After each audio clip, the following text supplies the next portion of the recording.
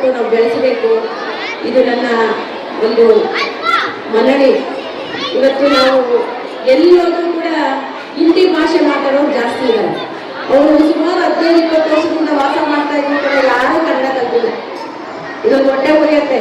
ಮುಂದಿನ ದಿನಗಳಲ್ಲಿ ನಾವೆಲ್ಲ ಕನ್ನಡಿಗರು ಎಷ್ಟು ಜನ ಆಗ್ತೀವಿ ಅಂದ್ರೆ ಬೆಳವಣಿಗೆ ಎಷ್ಟೇ ಜನ ಆಗ್ಬಿಡ್ತೀವಿ ಅಂತ ಖಂಡಿತ ನಾವು ಕನ್ನಡಿಗರು ಯೋಚನೆ ಮಾಡಬೇಕಾಗುತ್ತೆ. ಆ ನಿಟ್ಟಿನಲ್ಲಿ ನಮ್ಮ ಶ್ರೀಮಂತವಾದಂಥ ನಮ್ಮ ಸಂಸ್ಕೃತಿ ಕನ್ನಡವನ್ನು ಬೆಳೆಸಬೇಕಾದ್ರೆ ನಾವೆಲ್ಲರೂ ಕೂಡ ಅವಕಾಶ ಸಿಗ್ತಕ್ಕಂಥ ಸಮಯದಲ್ಲಿ ಕನ್ನಡದ ಬಗ್ಗೆ ಕೆಲವರು ಹೇಳಬೇಕಾಗುತ್ತೆ. ಕಲೀಲಿ ಕನ್ನಡ ಕಲೀಲಿ ಅಂತ ಹೇಳಬೇಕಾಗುತ್ತೆ.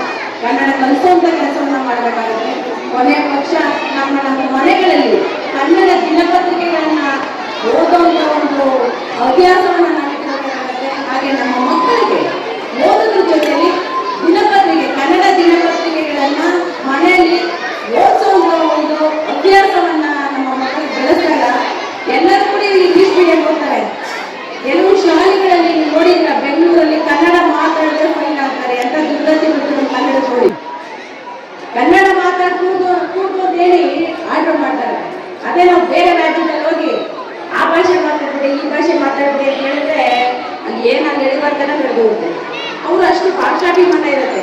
ಅದೇ ನಮ್ಮಲ್ಲಿ ಏನಾಗುತ್ತೆ ಖಾಸಗಿ ಶಾಲೆಯಲ್ಲಿ ಇವತ್ತು ಈ ಥರ ಎಲ್ಲ ಆಗ್ತಾ ಇರೋದು ನಿಜವಾಗ್ಲೂ ಬೇಜಾರಾಗುತ್ತೆ. ಏನೇ ಇದ್ರು ಕೂಡ ನಾವು ಕನ್ನಡಿಗರು ಕನ್ನಡನ ಉಳಿಸೋಣ ಬೆಳೆಸೋಣ. ಕನ್ನಡದಲ್ಲೇ ಆದಷ್ಟು ಮಾತಾಡುವಂಥ ಪ್ರಯತ್ನ ಮಾಡೋಣ. ನಮ್ಮ ತನವನ್ನು ನಾವು ಮುಂದೆ ನಮ್ಮ ಕನ್ನಡ ಭಾಷೆಯನ್ನು ನಾವು ಬಿಟ್ಟುಕೊಳ್ಳದೆ ನಾವೆಲ್ಲರೂ ಕೂಡ ಅದನ್ನ ಗೌರವಿಸೋಣ ಅಂತ ಹೇಳ್ತಾ ಇವತ್ತು ಮಕ್ಕಳ ದಿನಾಚರಣೆ ಮಕ್ಕಳೆಲ್ಲ ಓದ್ತಾ ಇದ್ದಾರೆ. ನೆಹರು ಅವರು ಹುಟ್ಟಿದ ದಿನನ ಮಕ್ಕಳ ದಿನಾಚರಣೆ ಮಾಡಬೇಕು ಅಂತ ಹೇಳಿ ಅವ್ರು ಆಸೆ ಪಟ್ಟರು. ಮಕ್ಕಳು ಅಂದರೆ ಅವ್ರಿಗೆ ತುಂಬ ಇಷ್ಟ. ಹಾಗಾಗಿ ಮಕ್ಕಳ ದಿನಾಚರಣೆ ಇವತ್ತು ನೆಹರು ದಿನವನ್ನು ಮಕ್ಕಳ ದಿನಾಚರಣೆಯನ್ನು ಆಚರಣೆ ಮಾಡ್ತಿದ್ದೆ. ಶುಭ ಸಂದರ್ಭದಲ್ಲಿ ಮಕ್ಕಳಿಗೆಲ್ಲೂ ನೋಡ್ತಾ ನೋಡಿ ನಮ್ಮಲ್ಲಿ ನಮ್ಮ ಸೆಲ್ವಿಯವರು ಅವರು ಕನ್ನಡದವರು ಜೊತೆಗೆ ನಮ್ಮ BBMP ಶಾಲೆಯಲ್ಲಿ ಓದಿದವರು. ತಮಿಳುನಾಡು ಚೆನ್ನೈಯಲ್ಲಿ ಅವರು ಕನ್ನಡ ಪ್ರಾಧ್ಯಾಪಕರಾಗಿ ಕೆಲಸ ಮಾಡ್ತಾ ಇದ್ದಾರೆ. ಕನ್ನಡದವರು BBMP ಶಾಲೆಯಲ್ಲಿ ಓದಿದವರು ತಮಿಳುನಾಡಲ್ಲಿ ಚೆನ್ನೈಯಲ್ಲಿ ಹೋಗಿ ಅಲ್ಲಿ ಕನ್ನಡ ಸಂಘಗಳನ್ನ ಕಟ್ಟಿದ್ದಾರೆ. ಕನ್ನಡ ಸಂಘದ ಅಧ್ಯಕ್ಷರಾಗಿದ್ದಾರೆ. ಕನ್ನಡ ಪರಿಷತ್ನಲ್ಲಿ ಕನ್ನಡ ಪರಿಷತ್ ಅಂತ ನಾವು ಬೆಂಗಳೂರಲ್ಲಿ ಏನಿದೆ ನಮ್ಮ ಕರ್ನಾಟಕದಲ್ಲಿ ಚೆನ್ನೈಯಲ್ಲೂ ಕೂಡ ಕನ್ನಡ ಪರಿಷತ್ತಲ್ಲಿ ಅಧ್ಯಕ್ಷರಾಗಿದ್ದಾರೆ. ಜಪಾಳೆ ಕಟ್ಟಿ ನಮ್ಮ ಹೆಣ್ಣು ನಮ್ಮ ಕನ್ನಡದ ಹೆಣ್ಣು ಚೆನ್ನೈಗೆ ಹೋಗಿ ಎಷ್ಟೆಲ್ಲ ಸಾಧನೆ ಮಾಡಿದ್ದಾರೆ ನೋಡಿ.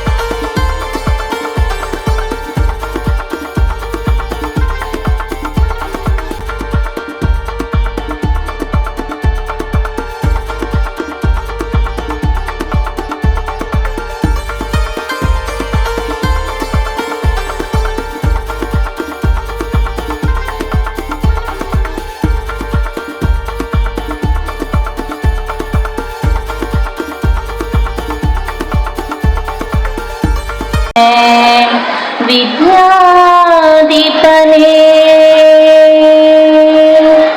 ನೀನಮ್ಮ ಗೆಲುವಾಗಿ ಬಾ, ಗಜಮುಖನೇ ನೀನಮ್ಮ ಗೆಲುವಾಗಿ ಬಾ, ನೀನಮ್ಮ ಗೆಲುವಾಗಿ ಬಾ, ಗಜಮುಖನೇ ನೀನಮ್ಮ ಗೆಲುವಾಗಿ ಬಾ. ಗುರುಕುಲಕ್ಕೆ ಬಲವಾಗಿ ಗುರಿ ತೋರೋ ಗುರುವಾಗಿ ಹೊರೆ ನೀನು ಎಂದೆಂದು ಕರುನಾಡು ಭಾಬಂದು ನೀನಮ್ಮ ಗೆಲುವಾಗಿ ಬಾ, ಗಜಮುಖನೇ ನೀನಮ್ಮ ಗೆಲುವಾಗಿ ಬಾ. ಬಾಳಲ್ಲಿ ಮುಂದಾಗಿ ಬಾ ನಮ್ಮ ಬೆಳ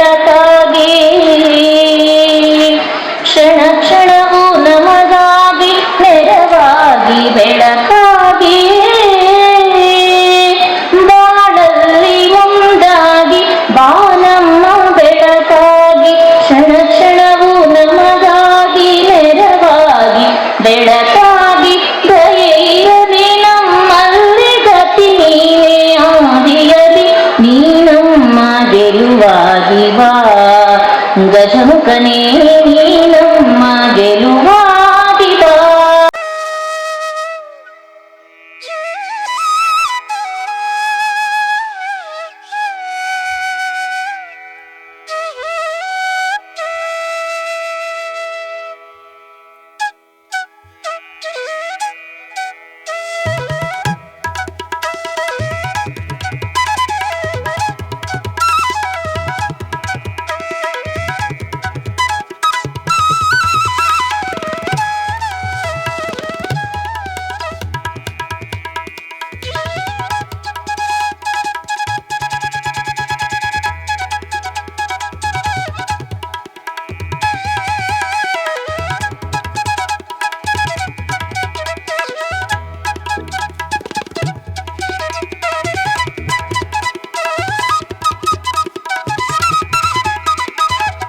ಬೆಳಗ್ಗೆ ಅಂತ ನಾನು ದೇವರಲ್ಲಿ ನಾನು ಕೇಳ್ಕೊಳ್ತೀನಿ.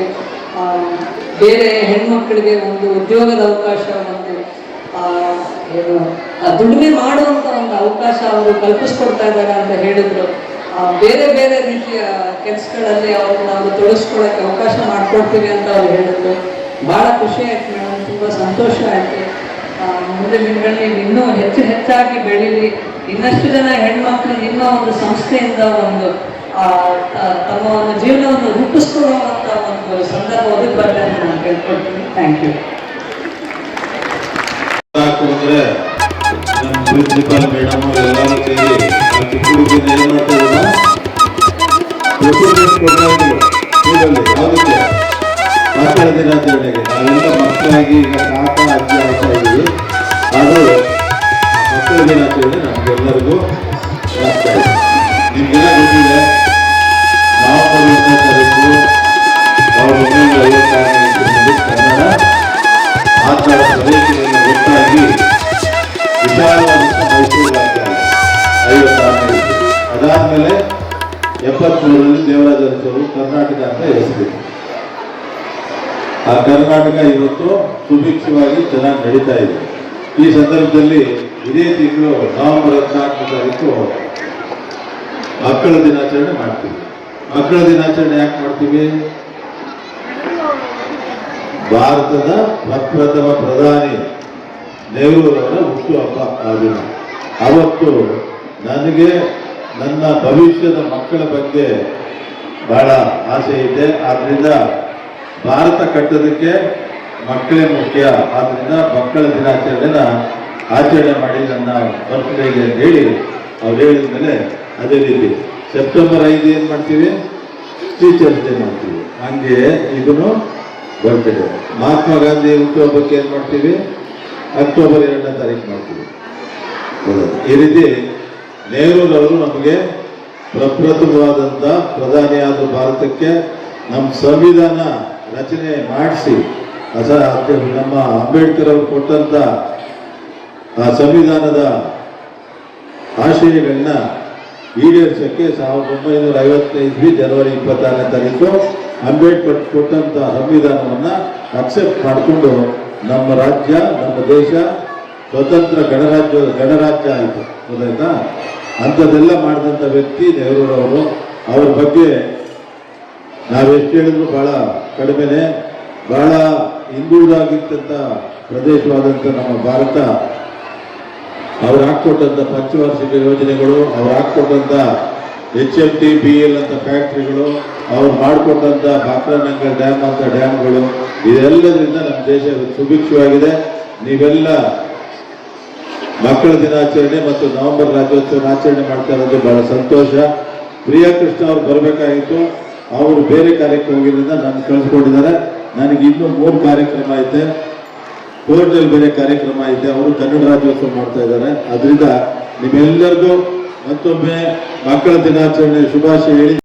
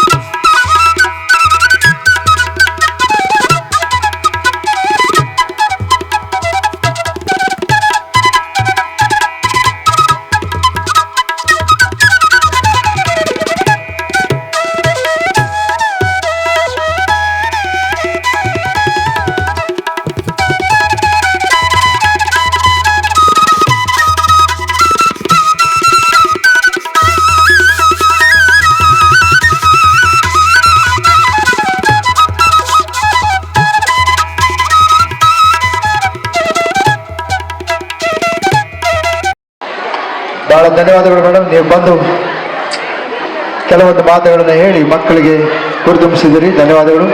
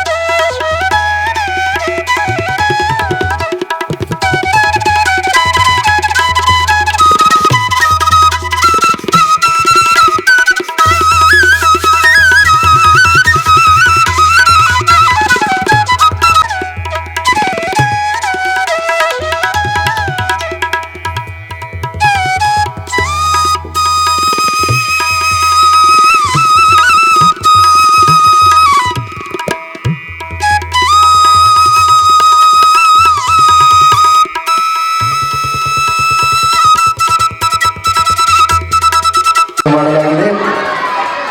ಇಲ್ಲಿ ಎಐ ಅಂಡ್ ರೋಬೋಟಿಕ್ಸ್ ಎಕ್ಸಿಬಿಷನ್ ಕೂಡ ಮಕ್ಕಳಿಂದ ನಡೀತಾ ಇದೆ. ಪೇರೆಂಟ್ಸ್ಗಳು ಮತ್ತೆ ಯಾರು ವೀಕ್ಷಕರು ತಾವೆಲ್ಲರೂ ಅದನ್ನು ವೀಕ್ಷಣೆ ಮಾಡಬಹುದು. 18ನೇ ತಾರೀಕು ನವೆಂಬರ್ 25 ಅದು ಸಂಗೊಳ್ಳಿ ರಾಯಣ್ಣ ಗ್ರೌಂಡಲ್ಲಿ ನಡೀತಾ ಇರುವಂಥದ್ದು. Swami Vivekananda high school. We are delighted to invite you to the All Exhibition 2025 organized by Swami.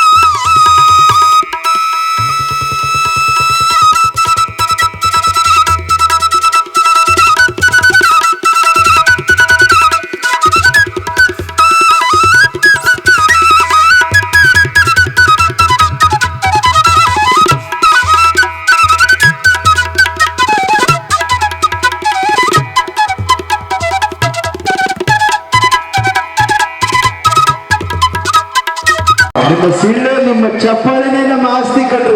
ಹೊಡಿವೆ ಜೋರ ಚಪ್ಪಾಳಿ ಮತ್ತೆ. Thank you. ಕೆಲವು ನಿಮಿಷಗಳಲ್ಲಿ ನಡೆದಿರುವಂತಹ ಕನ್ನಡ ರಾಜ್ಯೋತ್ಸವ ಹಾಗೂ ಮಕ್ಕಳ ದಿನಾಚರಣೆ ಆರಂಭಗೊಳ್ಳಲಾಗಿದೆ. ಎಲ್ಲ ಮಕ್ಕಳು 10 ವಿಧಾನಸಭಾ ಕ್ಷೇತ್ರ ಶ್ರೀಯುತ ಎಂ ಕೃಷ್ಣಪ್ಪನವರು, ಅನ್ನದಾತ ಪ್ರಭುಗಳು, ವಿಜಯನಗರದ ಸಿಂಹಾದ್ರಿ ಸಿಂಹ ದೊಡ್ಡ ಮನೆಯವರ ಕಡೆಯಿಂದ